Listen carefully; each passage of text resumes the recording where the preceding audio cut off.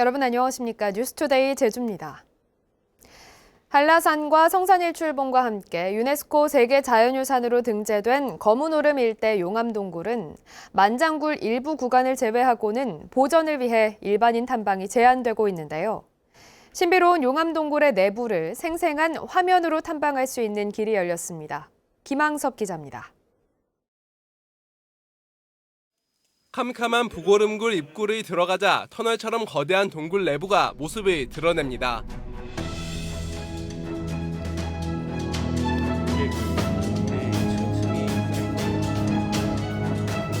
바닥에는 용암이 밧줄 모양으로 굵은 모습이 선명합니다. 벽면에는 용암이 동굴벽을 타고 흘러내리면서 빚어낸 커튼 모양의 주름이 시선을 사로잡습니다. 보존 상태도 뛰어나고, 그리고 동굴이 위치해 있는 위치 자체가 그 뱅디굴이랑 그 만장굴 사이에 이렇게 위치를 해 있거든요. 그래서 전체 거문오름 용암동굴계의 완전성 측면에서도 중요한 의미를 가지고 있고, 동굴 길이가 2km를 넘는 우산정굴. 사람의 손길이 닿지 않은 수풀이 가득한 바위를 내려가면 동굴 입구가 등장합니다. 입구에는 용암이 굳을 당시 산화된 붉은색 돌들이 층층이 쌓여 있습니다. 용암 동굴 천장은 마치 퍼즐 조각을 붙여놓은 듯 다양한 모양이 신비를 더합니다. 거문오름 용암 동굴계 상류에 있는 부고름굴과 우산정굴은 지난 2018년 거문오름 용암 동굴계로 유네스코 세계자연유산에 등재됐습니다. 하지만 동굴 보존과 입구 출입이 위험할 정도로 험해 안전상의 이유 등으로 일반인들의 탐방은 통제됐습니다. 이렇게 탐방이 어려운 용암동굴 내부를 앞으로는 영상으로 탐방할 수 있게 됩니다. 제주영상문화산업진흥원이 제주세계자연유산센터의 허가를 받아 미공개 동굴인 부고름굴과 우산정굴 두 곳의 내부를 고해상 카메라로 촬영했고, 제작된 영상은 다음 달부터 홈페이지에 공개할 예정입니다. 이 결과물을 공공저작물로 등록함으로써 전 국민이 활용할 수 있다는 거에 의의를 두고 있고, 앞으로도 이런 비공개 구간이라든지 천연기념물 등 일반인들이 쉽게 접근하지 못하는 장소에 대해서 이런 촬영 결과물을 계속 대중에게 공개함으로써 이번 용암동굴을 포함해 지금까지 영상으로 공개된 제주의 자연은 한라산과 주상절리 등 16곳. 국내 연구와 교육자료뿐만 아니라 해외에도 제주의 자연유산을 알리는 데 큰 역할이 기대되고 있습니다. MBC 뉴스 김항섭입니다. 제12대 제주도의회의 첫 교육행정 질문에서 IB교육과 제주 서부중 신설 문제 등이 쟁점이 됐습니다. 김광수 교육감은 IB교육에 대해서는 부정적인 입장을 확고히 했고, 서부중 신설은 토지 매입의 난항을 겪고 있지만 반드시 개교하겠다고 말했습니다. 김찬년 기자입니다. 스위스 비영리 교육재단이 운영하는 국제표준 교육과정으로 전 세계 150여 개국이 활용하고 있는 IB교육. 이성문정 교육감의 핵심 정책으로 제주에선 표선과 성산 지역 7개 학교와 북초등학교에서 운영하고 있습니다. IB교육을 확대하지 않고 현행 유지하겠다고 밝힌 김광수 교육감은 도의회 첫 교육행정 질문에서도 입장에 변화가 없음을 확고히 했습니다. 교육감께서 취임하면서 더 이상의 IB 교육 확대는 없다고 입장을 밝히자 향후 IB 교육의 방향성에 대해 염려의 목소리들이 들려오고 있습니다. 우리 도민들이 이 IB에 대한 허망한 꿈이 저는 더 문제라는 거죠. 이 프로그램을 운영하면 학생들이 성적이 부쩍는다고 생각을 하는 겁니다. 제발 이 IB에 대한 근거 없는 꿈을 좀 진정하고 바라봐 주십사 하는 말씀을 드리고 싶은 것입니다. 2027년 개교로 예정보다 3년이 더 늦어진 제주 서부중학교는 토지 매입에 어려움이 있지만 반드시 신설하겠다고 밝혔습니다. 나는 언제까지 하겠어? 네, 이 말이 안 나왔어요. 서부중은 이성문 교육감, 전임 교육감의 공약이고 나에게는 없다. 혹시 이렇게 하는 거 아닌가? 이런 걱정이 됐습니다. 어떻게 생각을 하십니까? 취임한 지 석 달도 안 됐지 않습니까? 그렇죠. 네. 이제 토지주를 만나면 몇 번이나 만났겠습니까? 제주에 교육에 손님이 오셨을 때 모시고 가서 자랑할 만한 학교를 짓겠습니다. 신제주권 여중고 신설도 도마에 올랐습니다. 의원들은 신제주 여중고 신설을 선거용 공약으로만 활용했다고 지적했고, 김광수 교육감은 이전 또는 신설을 먼저 결정하겠다고 밝혔습니다.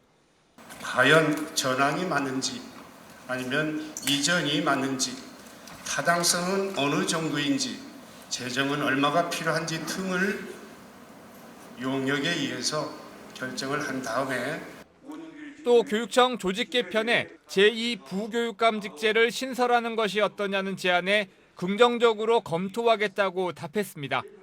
MBC 뉴스 김찬년입니다.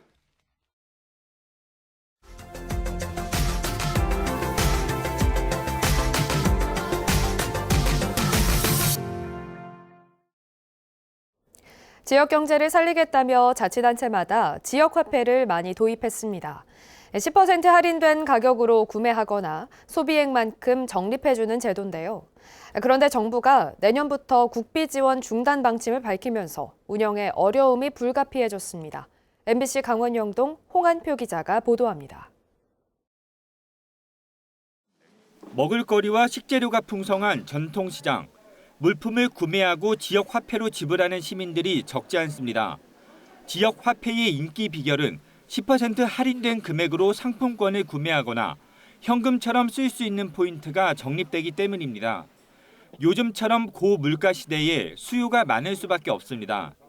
우선 경제가 어려운데 10%라도 디스카운트 되니까 당연히 쓰고, 또 한 가지는 강릉시 경제 발전을 위해서 광고페이 많이 쓰면 좋잖아요. 자치단체마다 지역 화폐를 도입한 이유는 또 있습니다. 대형 유통업체에서 사용할 수 없다 보니 이른바 자금의 역외 유출이 적어지고 지역에서 쓰는 돈은 그만큼 지역으로 더 돌아 지역 경제 활성화 효과를 기대하기 때문입니다. 전통 상권을 중심으로 많은 시민들이 지역 화폐를 사용하고 있습니다. 정성구는 2년 동안 450억 원 정도의 예산을 지역 화폐에 투입했고 2020년에 탄탄페이를 도입한 태백시는 지난해 600억 원을 사용했습니다.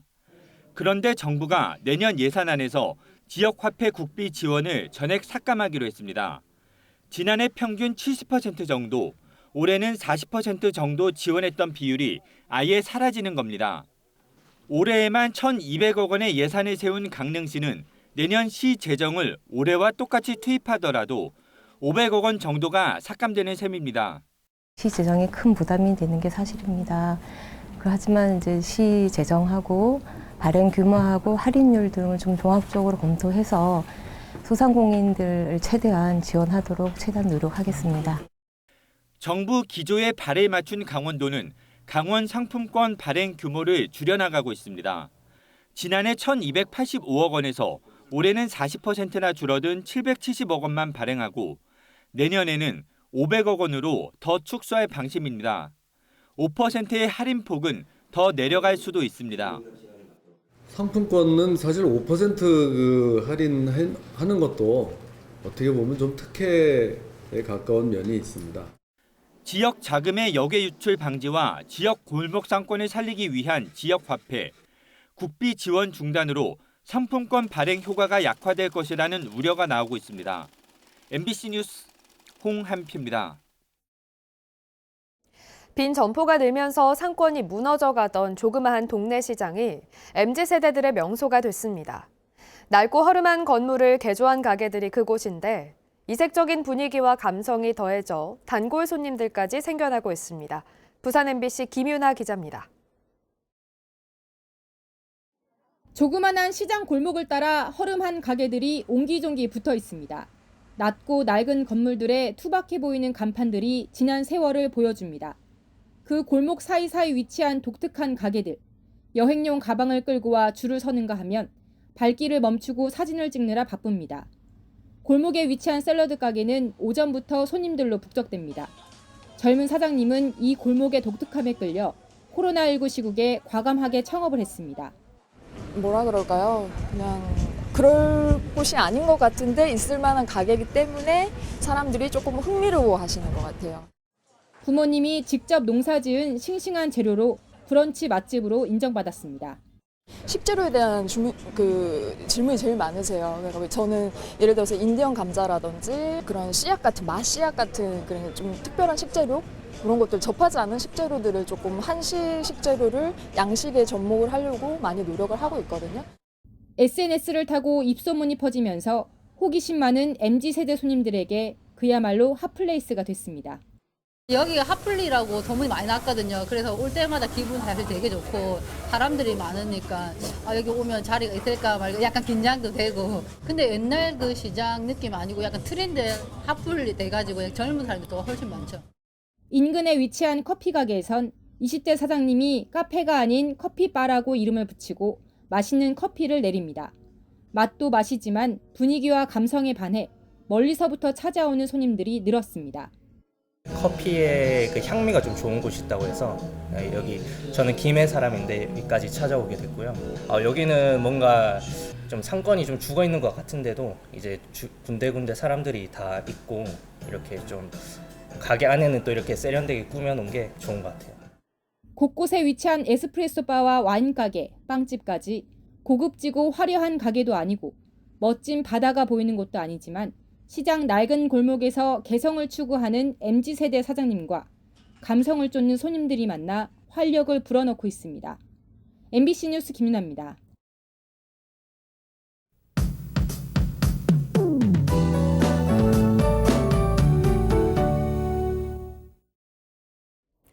네, 9월의 마지막 주인 이번 한 주도 가을 정취가 물씬 느껴지겠습니다. 큰 일교차에는 주의해 주셔야겠는데요. 중산간 지역은 낮과 밤의 기온 차이가 7도 가까이 크게 벌어지겠습니다. 출퇴근길에 걸칠 수 있는 얇은 겉옷 챙기시기 바랍니다. 찬 공기가 내려오면서 이제 나뭇잎도 슬슬 옷을 입을 준비를 하고 있는데요. 설악산 정상에서는 단풍이 들기 시작했습니다. 기상청에 따르면 설악산에서는 이번 주 중에 산의 20%가 물들 것으로 보인다고 언급했고요. 제주도 한라산은 다음 달 하순쯤 첫 단풍이 들 것으로 예상됩니다.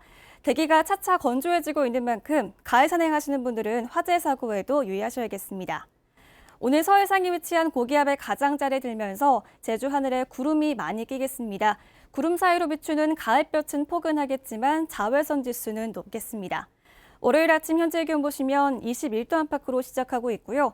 산지는 13도까지 떨어졌습니다. 오늘 낮 기온은 북부와 동부 지역 25도, 서부와 남부 지역 26도, 산간 지역은 19도 안팎이 예상됩니다. 도서 지역도 구름 낀 가운데 오후부터 차차 흐려지겠습니다. 바다의 물결은 제주 전해상에서 잔잔하게 일겠는데요. 제주 남쪽 먼바다로는 내일부터 바람이 강하게 불면서 물결이 2.5m까지 높아지겠습니다. 내일 아침 출근길에는 비가 오는 곳이 있겠는데요. 내일 새벽부터 아침 사이에 기압골의 영향으로 제주 북부와 동부 지역을 중심으로 5mm 미만의 비가 오다가 그치겠고요. 차차 맑아지겠습니다. 당분간 선선한 가을 날씨가 이어지겠습니다. 기상정보였습니다. 민선 8기 오영훈 제주도정 출범 이후 첫 지방공기업 사장 후보자를 시작으로 인사청문회들이 잇따라 열립니다. 제주도와 제주도의회에 따르면 김호민 제주에너지공사 사장 후보자의 인사청문은 내일 개최되고 오는 29일에는 이선화 제주국제컨벤션센터 대표이사 사장 후보자의 인사청문이 진행될 예정입니다. 인사청문회에서 이들의 자질과 전문성, 경영 능력 검증 등이 쟁점이 될 전망입니다. 제주도 예산과 관련해 제주도민들은 일자리 창출과 지역경제 활성화에 가장 많이 투자돼야 한다는 의견이 많은 걸로 나타났습니다. 제주도에 따르면 내년도 예산 편성에 앞서 지난달 12일부터 4주 동안 도민 903명을 대상으로 설문조사를 실시한 결과 응답자의 27%가 일자리 창출과 지역경제 활성화라고 답했습니다. 재난과 안전 분야와 교통 및 물류 분야 등이 그 뒤를 이었습니다. 올해 추석 연휴에 제주를 방문한 관광객들이 코로나19 발생 이전보다 지출을 12.9% 더 많이 한 걸로 분석됐습니다. 제주도는 지난 2019년부터 4년 동안 추석 연휴 나흘간의 내국인 관광객 BC카드 매출을 분석한 결과 2019년 결제 금액을 100으로 했을 때 올해는 112.93으로 나타났다고 밝혔습니다.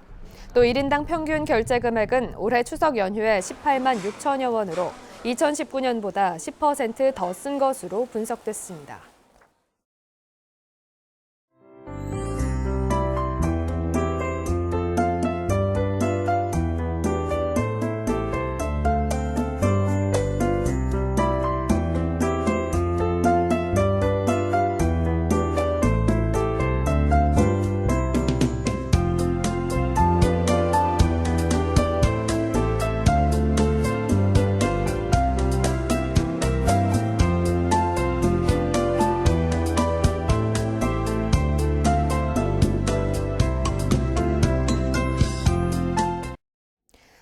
아침 뉴스투데이 제주를 마치겠습니다. 시청해주신 여러분 고맙습니다.